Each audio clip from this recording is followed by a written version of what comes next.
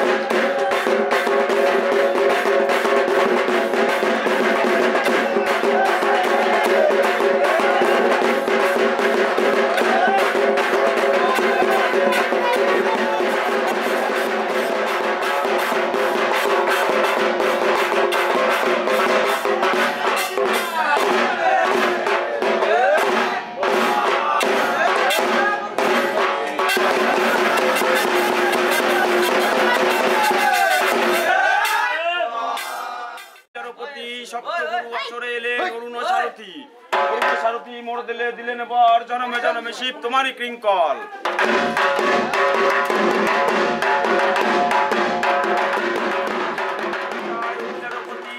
সপ্তগুরু আসরে এলেন অরুণ সারথী, অরুণ সারথী মোড় দিলে দিলেন বর, জনমে জনমে শিব তোমারই কৃঙ্কল। এই চারিদিকে বদি আমি করিয়া গোঠাই, তারপর বদিব আমি স্বর্গমত্ত পাতাল, স্বর্গের কুকিলা মর্তে নামিলা নরলোক তরাবার তরে, মনে রয়ে গামছা পবনকে দিয়া ধুতি, এই জল দিব এই শিবেরই চরণে। এই জল দিলে কি হবে ফল, তাহা বলছি উপদেশ, মাতা প্রণাময়, পিতা প্রণাময়, প্রণাম হয় গুরুদেব গোঠাই।